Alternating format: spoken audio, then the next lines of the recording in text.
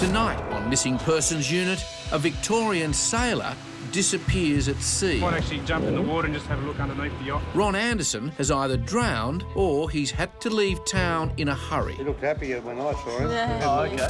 And in Queensland, where schoolboy Daniel Morcombe's abduction shocked the nation.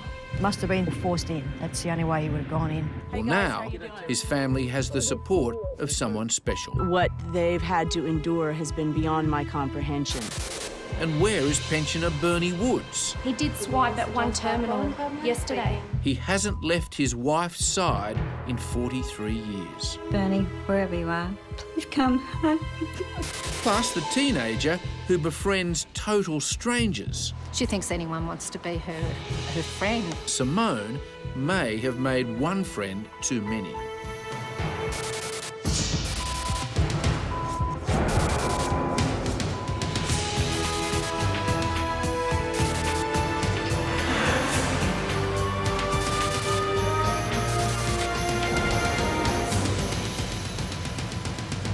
Just imagine if after 40 years your loved one disappeared without a word. Or imagine saying farewell to your husband who goes sailing and vanishes without a trace. Fortunately, most Australians who do go missing are found and reunited with their families. But try and put yourself in the position of a family who wake up every day of their life wondering who abducted someone they adore. Then picture that someone as being your teenage son or daughter. Well, you're about to meet just such a family who've woken every day just like that for 4 long years. But the search still goes on. In Queensland, 4 years ago, the disappearance of 13-year-old schoolboy Daniel Morcombe touched the nation's heart. And so began Queensland's biggest ever police investigation. We've had over 16,000 individual leads that we've followed up every week. We get a telephone call or get information from Crime Stoppers of new areas of information. Daniel was abducted from a bus stop near his home on the Sunshine Coast in December 2003. He was on his way to buy Christmas presents for his 2 brothers and parents. And an outpouring of public grief has seen police working round the clock to find him. You just keep on going, you just follow up the next lead, and indeed, we're still working on material we received initially in December of 2003 that we haven't been able to either rule in or rule out. And the calls just keep coming because of the massive public awareness campaign launched by Daniel's desperate parents. Thank you, bikers, for such a wonderful turnout today. Your clear collective message in attending the 3rd annual Ride for Daniel is that crimes against children are the worst of the worst. And these hundreds of bikers agree, turning out recently in support of the family. Daniel's abduction 3.5 years ago from a spot just a short distance from here has revolted everyone. The challenge ahead is for the media outside our state borders to pick up Daniel's case and to continue to push it even harder. And they've been doing just that for 4 years. For Queensland Police, this case is far from over. The number of people we've spoken to, one of those persons holds a vital piece of information that could well solve this case, and we just need them to come forward and tell us. Meanwhile, at the New South Wales Missing Persons Unit... Hello, can I speak to Jean Anderson, please? Yes, it's Jean Anderson speaking. Doug is making his first call to the wife of missing sailor Ron Anderson. Ron vanished 2 weeks ago while sailing from Victoria to Queensland. He was ringing me every day and I was there backing him up with, sending warm clothing when he got stuck in the hall. Oh, OK. And, Does he have any financial problems at all?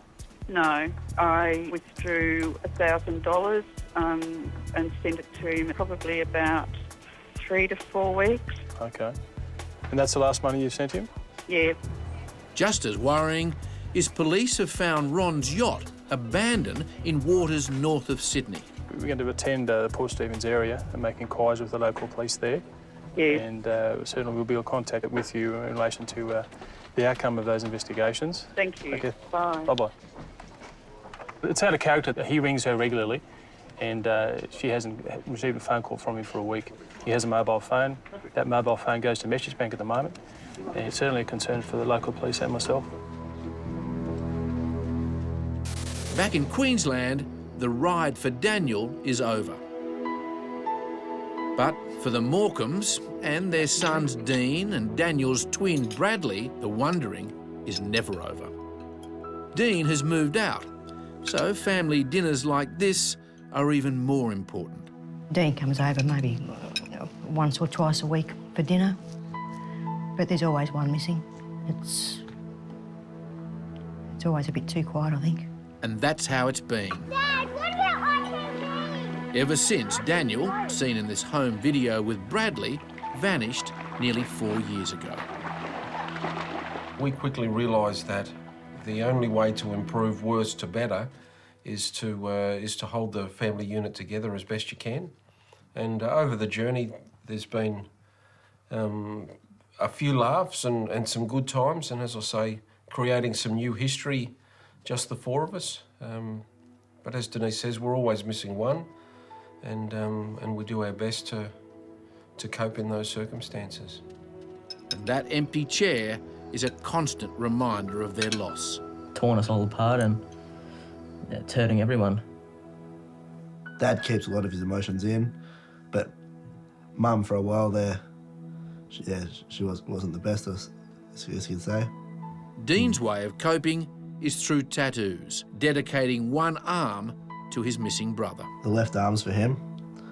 Never forgotten, goodbye.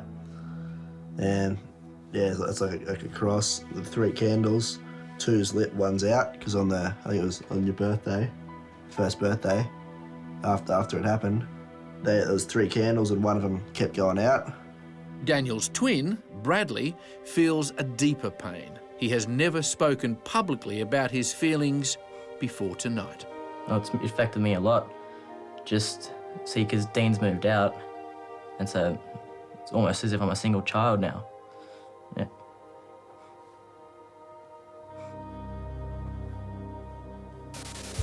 In New South Wales, back on the case of missing sailor Ron Anderson, Doug and Nikki have arrived in Port Stephens, 2 hours north of Sydney. They're joining police searching for the lost Victorian sailor. This is Nikki. G'day, Nikki. How are you? The story is at this stage we've located the yacht, which is around at Shoal Bay, and we believe there were 2 people on it, and we just haven't been able to locate the 2 persons on board. The last they were seen was carrying a dinghy up Shoal Bay Beach, and nothing since, and that's, what, 7 days ago, so... Oh, OK. Yeah, it's a bit of a tricky one, this one. Their only clue is Ron's abandoned yacht. We'll just have a bit of a look about the vessel and maybe around the ocean floor that's around the vicinity, and we'll go from there. In Queensland, not a day goes by that Daniel Morcombe's parents don't relive that tragic afternoon. Well, here we are. It's 2:10. It's a Sunday. You can see how busy the road is. This is the last spot Danny was seen alive. Daniel came down here about 1:30 on Sunday, the 7th of December. He was waiting to catch a bus to go down. He wanted to get a haircut and some Christmas presents. About a kilometre down the road, a bus was broken down, but Daniel couldn't see that bus was broken down. So he'd been waiting here for about 40 minutes. At 2:10, a replacement bus came past, drove past Daniel and didn't stop. About 3 minutes later, another bus came past and Daniel had disappeared. He wasn't here at the bus stop. 3 lost minutes that devastated the family. Well, I probably drive past here every day or every second day. I only occasionally stop and clean Daniel's plaque and pick up some old flowers and so forth, letters and parcels. But it's not where Daniel is. He's not buried here. To me, it's just the last spot that we know he was. It's clear the pain of reliving the nightmare is unbearable, but they know there is no other choice. When the second bus had driven past, the bloody bus didn't stop. A broken down bus, another that didn't stop. Twists of fate which conspired to snatch the young schoolboy. I don't think whatever the man said to us would help. I mean, he didn't stop. Now Daniel's not here. It's not going to help. It's not going to bring him back. Back in New South Wales, at Port Stephens, Doug and Nikki joined that police search to sweep Ron's yacht for clues. The yacht was found drifting here at Shoal Bay, but there was no sign of Ron or his deckhand. Brett, you go on. Just the only person. Just have a quick scan through it. We'll see if there's some sort of evidence to suggest that they've, you know, met with foul play or something like that. All of Ron's things are still here. Hasn't been ransacked or anything. All right, what we might do is just jump in the water and just have a look underneath the yacht. With no sign of life on board, police wonder what's hidden below. Meanwhile, back in Queensland, at the bus stop where 13-year-old Daniel Morcombe was abducted, his dad Bruce is pleading for this man to come forward. A number of witnesses in the cars and in the buses have observed the shadowy figure standing behind Daniel, leaning against this rock. The man has never been identified. He has a gaunt, tanned complexion, unkempt, wavy hair. That's the person that we're looking for. He's the person standing there leaning against the rock. He was the closest person, we believe, making contact with Daniel, and then he's gone. There were reports of this car associated with a white-styled courier van. They were parked just across the road together in conversation. These cars have never been found. Neither has Daniel's watch. Daniel was carrying this silver fob watch with a gold engraving saying Dan on it. He also had a brown Billabong wallet with about $100 to $150 cash in it that he'd saved up from working doing passion fruits before and after school. Daniel's parents are convinced someone must have seen something. Come forward, get this guilt off your conscience. Someone has an answer. Just come forward with an answer for us. Thank you. So that our family has some peace and we can lay Daniel to rest. Good. At Port Stephens, police have finished searching underneath Ron's yacht. Sarge, can't see anything down there, mate. There's no lines except the anchor line. We'll secure it and take it back to the station. But just as it all looks hopeless, local yachties give police their first break. Small dinghy was over there all night. So I thought the young fella gone off for, to see the guys. The old fella stayed on board because he wasn't overly interested in having a night out, With the yacht now in quarantine, Doug and Nikki investigate their only lead. The fellow that's missing, we had a beer with him here the other day. You think that would be the gentleman? Yeah. Okay. Would that be the same person you think you were talking to there? He looked happier when I saw him. Yeah. Oh, okay. Did he mention what sort of boat he owned? I said, is that your boat out there? He said, yes. And he made references that he hadn't, the crew had gone the day before. I don't know if it was one or two, or I assume it was one person. He didn't mention a name at all or anything like that? That's now 3 separate sightings. And if Ron or his deckhand were here, they would have signed in. Jackpot. His friend, yeah. They've got the deckhand's name, and there's even an address. Back on Queensland's Sunshine Coast, just sort of going through them now. Task Force detectives investigating Daniel Morcombe's abduction are busy logging new tips. Nearly 4 years, which is unique to have such a complex and ongoing investigation with dedicated investigators for that length of time. 5,000 people interviewed, and there's a record $250,000 reward on offer. One of those persons holds a vital piece of information that could well solve this case, and we just need them to come forward and to give us that information that may put Bruce and Denise at ease a little bit. I mean, you could never be at ease, but to finally find out what happened to Daniel would be some comfort to them. Back on the New South Wales Central Coast, police have had a breakthrough in their search for 73-year-old yachtie Ron Anderson. A local lady who works at the visitors centre up here has 99% positively identified the older gentleman as coming in there on Sunday morning and stating that he wanted to get back to Sydney urgently. She's then given him several options, and he said, no, that's not quick enough. I'll have to make further arrangements. She asked him whether they had access to a motor vehicle, and he said no, that they were on a yacht moored around at Shoal Bay. So that's positive news. It's a strong lead, but why was he in such a hurry to leave town? It's a bit of a worry just because we just have no idea where he's gone. He's left his boat, it's all open, just completely out of character. Nikki's eyewitness is now their best hope of solving this case. So, Nikki needs to interview her.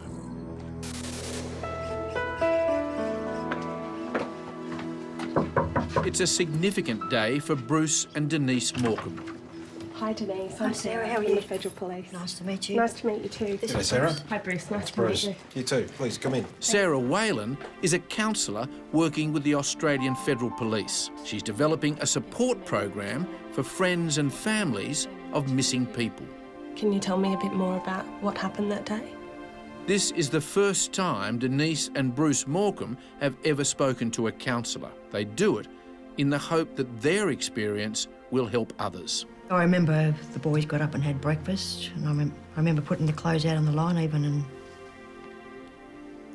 and Daniel said to me, I think his last words were, do you know what Dad bought you from a magazine that he'd bought the week before? Mm-hmm. And I said, no, I don't. Mm-hmm. I remember him walking down the path to go to work, and that was it. And that was it. Chilling echoes etched in a loving mum's memory, replayed over and over again. Bruce and I decided to walk from home and walk up our drive, because it was light then. Check the area, walked from home to the bus stop and looked in all the shrub that we could see, and we thought maybe walking on the side of the road, you know, a car had clipped him or something, and that. Let's find what's left of the poor bugger and deal with it from there. Every family that would watch your story, it's every parent's worst nightmare for that to happen. And is it still now that feeling in the pit of your stomach? That pain is always there, but you just learn to live with it. Okay. Some families of missing people talk about the constant triggers that, I mean, there's everyday reminders that Daniel's not here, but just random things that you can't anticipate, like seeing something on the news where they might link Daniel's case with another case. And they'll bring up Daniel's photo. The worst things that I live with is, and it's to do with the not knowing, and unfortunately in Daniel's disappearance, his case is often linked with pedophile activity, and you just wonder what the hours and the days brought for him. Back in Port Stephens, the eyewitness confirmed that Ron came to the tourist office trying to get back to Sydney. If you can make contact with all the rental car companies that work out of Newcastle Airport to see if Anderson or Turnbull have actually rented a car. While Steve checks the airlines, on the wharf, the forensic team focus on Ron's yacht. Today we're going to do an examination recording of the vessel by way of note-taking, photographs, sketches, measurements and collection of fingerprints, DNA and other physical evidence which may be present. It's a painstaking process. Every inch of the boat needs to be dusted for prints. Hopefully that we'll end up with a result on the exhibits that we've collected today. If they match a print to their database, police will know who was on the yacht with Ron before he vanished. Meanwhile, back in Queensland, the Morcombes are doing something no parent should ever have to do. Storing their missing child's things in the hope that one day he'll come home. Today I'm driving down to a storage shed that we've got, and I'm going to be taking all of Daniel's belongings down there. So they're really safe down there, and I mean, all of his belongings won't fit him, all his clothes we're the wrong size if he does come back, so I'll just keep them down there. I know they're safe. It's taken 4 years to find the strength to pack up Daniel's belongings. And this moment is hardest of all. You still have those memories, but unfortunately he never made his 14th birthday, you know, and it's just such a cruel way to leave a sentence unanswered, you know. We just don't have an end to it. And that's what we're working so hard to do is put these people away and find Danny's remains and lay the poor bugger to rest. Packed in this box are Daniel's clothes, his treasured toys and the special things he made at school. Precious reminders his mum and dad can't bear to part with. They're really not negotiable. They'll be part of our family, and if we don't know anything, they'll probably be buried with us.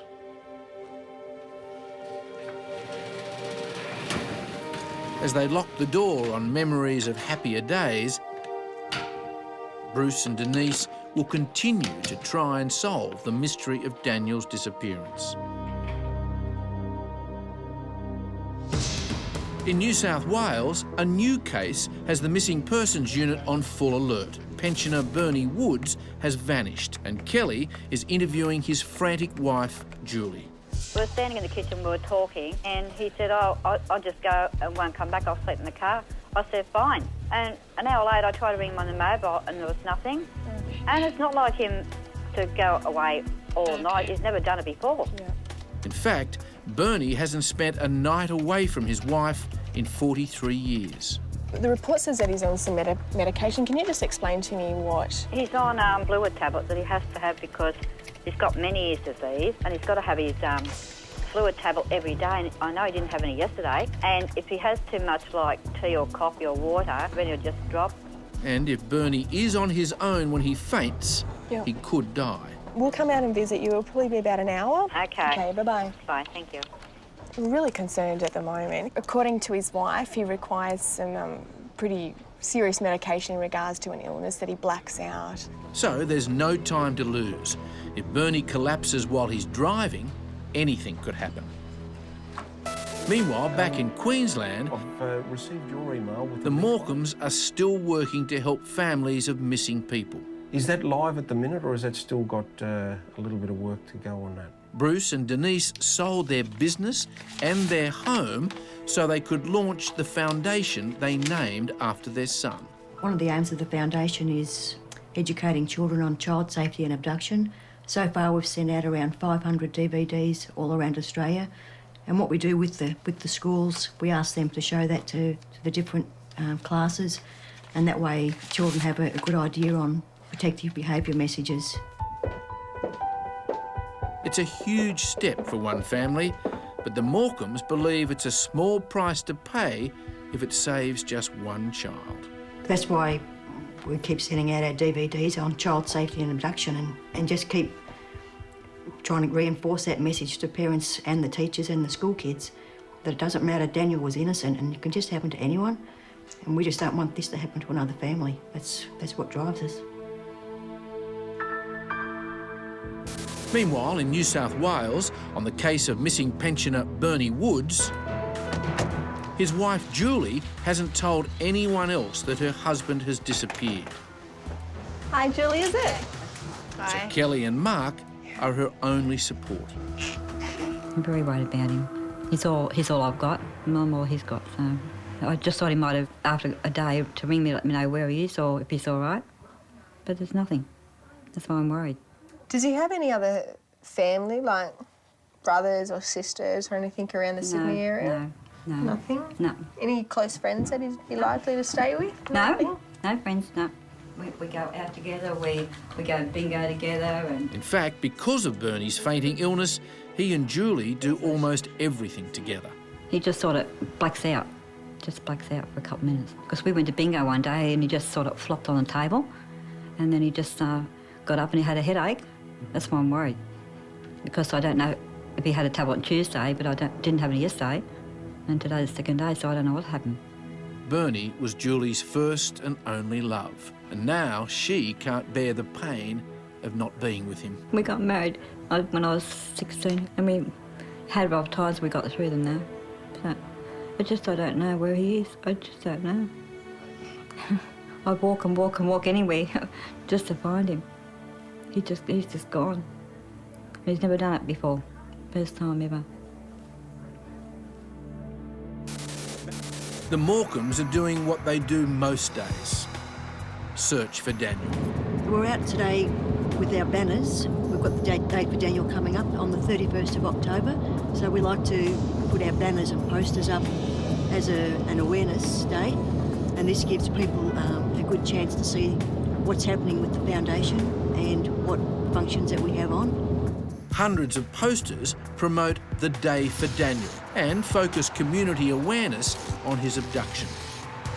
At the entrance to Australia Zoo, their good friends Steve and Terry Irwin built a constant reminder, a hibiscus tree and plaque dedicated to Daniel. Hey guys, how are you doing? G'day, Terry. Good to see you. You too. Goodness sakes, look at you. Let's do a photograph for our Crikey magazine, because that goes into newsagents now, and let's do a story there too. So we might as well, you know, get the message out everywhere that we can. Terrific. And Terry knows all about personal loss.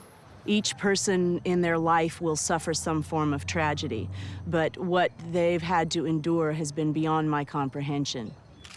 I think the fact that they're going out and talking to kids about how to be safe and self-defense courses and stranger danger and all of the rules that we need to focus on with our children, I think that is most admirable, and it's something that I would really like to support and I'm passionate about as well, and something that I do with my kids regularly. And while many might consider Terry a heroine, she is in awe of the Morcombes.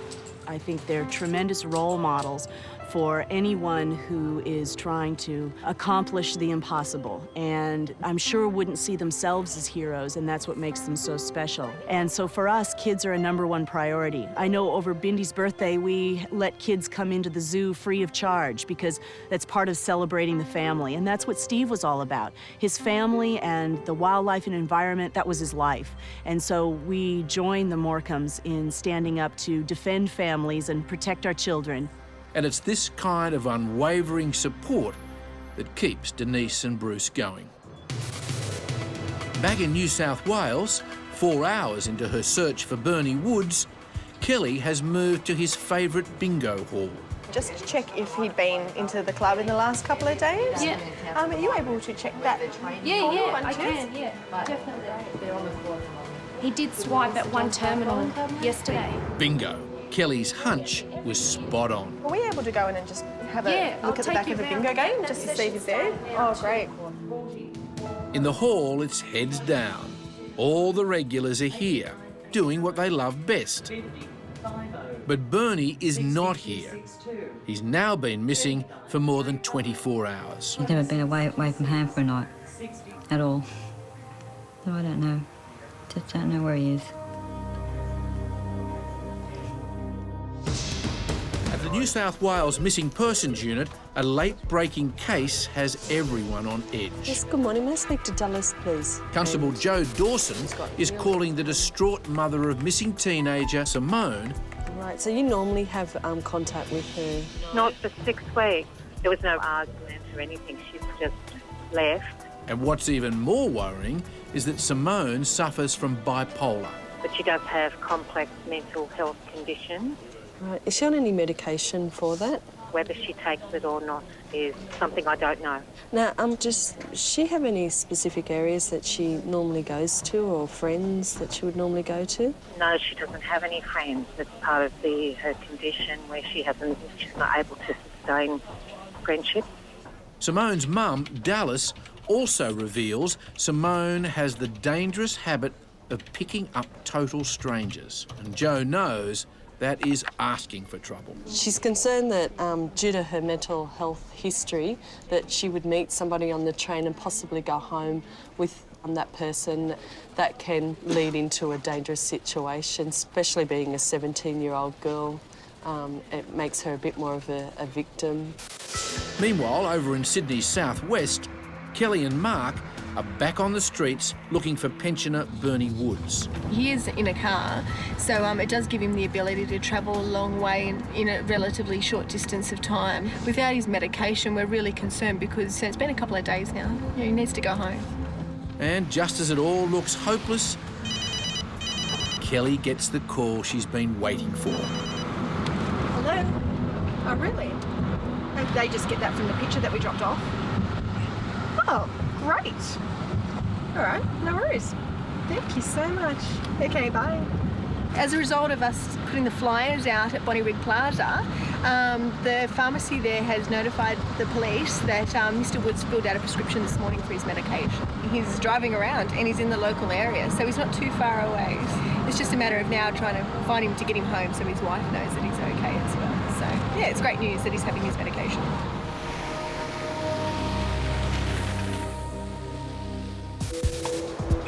In a city of millions, it wouldn't take much for a 17-year-old as naive as Simone to run into real strife. Joe is now hoping Simone's mum, Dallas, will be able to piece together the 17-year-old's movements the day she vanished. She was going to go to the employment agency. So she phoned me at work and said to me, oh, you've only left me $10. And I said, $10? That's okay. It's only $4 each way in the bus. And she went, oh, OK then, and hung up, and that was it. We come home, she was gone. Does Simone generally go away this? She has once earlier this year, but has several mental health issues, and one of them is vulnerable personality disorder and rapid cycling bipolar. She thinks anyone wants to be her friend, which can be dangerous. Well, that's certainly our concerns, is that she's going to go home or go off with someone. And after 6 weeks on the run, that's Dallas's concern too.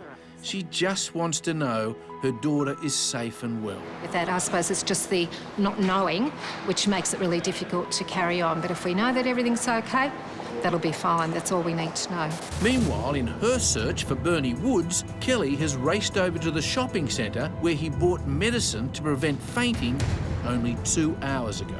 He's sleeping in his car as far as we're aware. His wife's really concerned, so that's why we do want him back home, or at least know where he is so we can let his wife know. Do you reckon that'd be like a 92 more? But she's too late. Bernie has gone. When she gets to the office, though, the phones are running hot with new leads. I went around the shop this morning and a lady that went to St John's yesterday, he was spotted there. And a few people that I spotted in the shopping centre, they only seen him yesterday. So I thought, I just wish he'd ring and say, oh, I'm all right or something. So, with only hours before nightfall, it could be another freezing night in the car for Bernie Woods. She's pretty stressed out at the moment. She really misses him. She's been sleeping on the lounge, waiting for him to come through the front door. He's going to his local RSLs and clubs, and hopefully someone will contact us soon. I think that's really the best way that we're going to have a chance of finding him. And back at home, Julie is really feeling the anguish. Bernie, wherever you are, please come home. I don't know where you are. I've looked everywhere for you. Please ring me or just come home, please.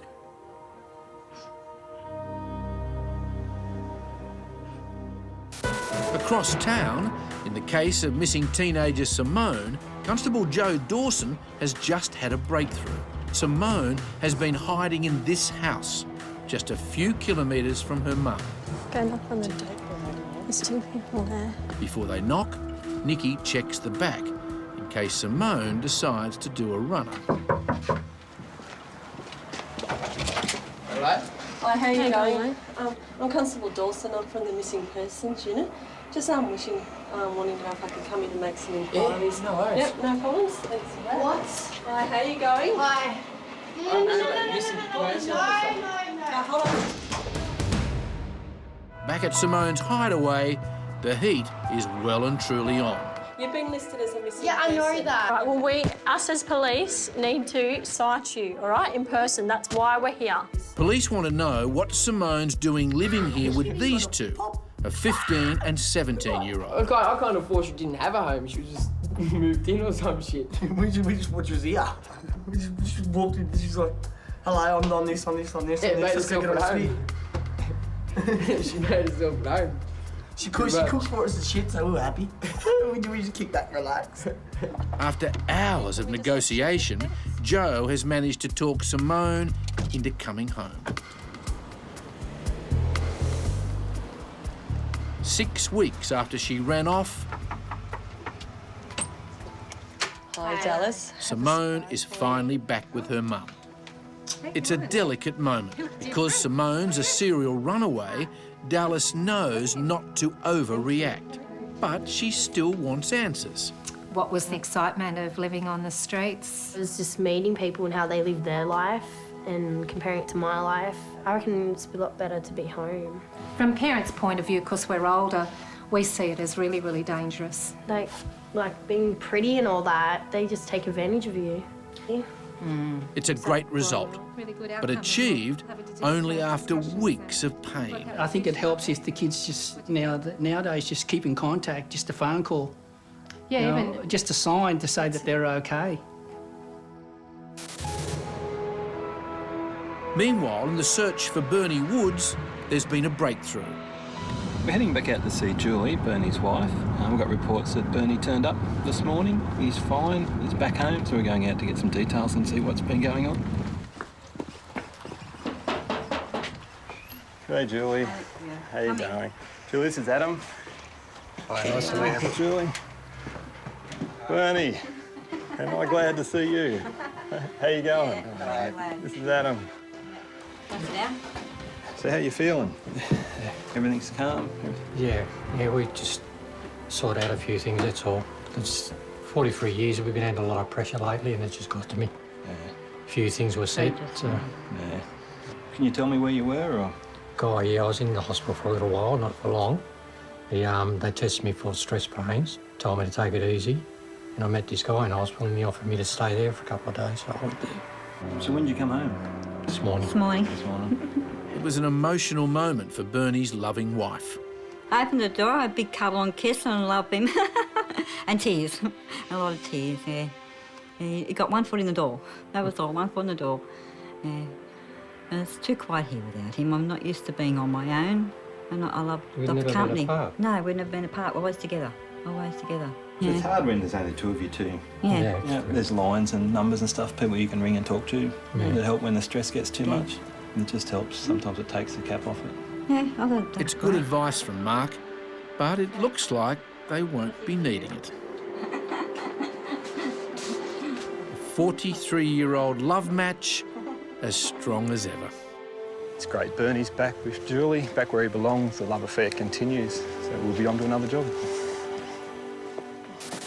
Back in Queensland, at the end of a long day, Bruce Morcombe is feeding Daniel's horse, Bullet. There's certain things that you just can't leave behind. It's as though Danny's part of those.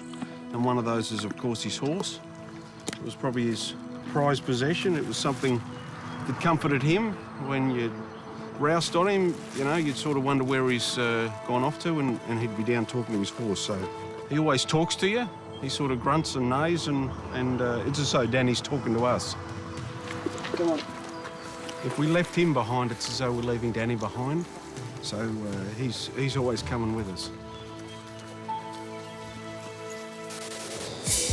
Meanwhile, in the search for sailor Ron Anderson, Nikki is back in Port Stephens, where there's been a harrowing new development. Just received some information about a possible sighting of a body off one of the little beaches around here, so we're just going to go check it out now. Locals report seeing something floating in the water, right where Ron's yacht was found abandoned. We just got a call from Coastal Patrol just up the top there. They state that a man called them up stating he was pulling his boat in at the boat ramp and saw what he thought was a body.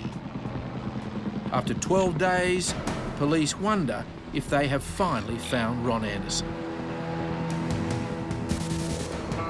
Up in Queensland, at the Morcombe home, Denise and Bruce are spending time with Daniel the only way they can. Happy times. A house full of innocent children. Priceless memories. Daniel's voice. A reminder of the time when their family was complete. Before Daniel went missing, I probably thought the world was a perfect place. I mean, everyone has their problems and things like that, but now I'm not very trusting of a lot of people. I probably think that any person that I meet could be that person that took Daniel. Even people that have helped us, I sort of wonder why these people are doing this. 4 devastating years, and still impossible to stop hoping. At the moment, I think we're sort of just in limbo. We don't know whether he's dead or whether he's alive. We hear reports of overseas children that have been found after 4, 5, 6 years, and that's what we just keep our hope up for. But until we've actually got that answer, until I can physically see,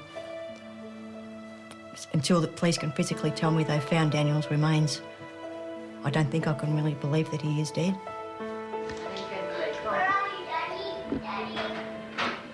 I do hold hope. I mean, my head tells me that Daniel's dead, but my heart tells me that there is hope that he may still be out there. And it's this eternal hope and the incredible community spirit that drives Daniel's parents. I think we have all been very patient in letting justice take its course. But I think it's time. It's time we had an arrest. It's time we had some answers as to what happened to Daniel on the 7th of December 2003. It's time Daniel was brought home. Every year, over 30,000 people go missing. Have you seen 34-year-old Warren Long, who disappeared from Drummoyne, New South Wales in 1993? Or 72-year-old Margaret Sarnek, last seen in Georgetown, Tasmania in 1975. And 43-year-old Stephen Lockie, missing from Elizabethfield, South Australia in 1994. If you have any information, please call 1-800 333 000.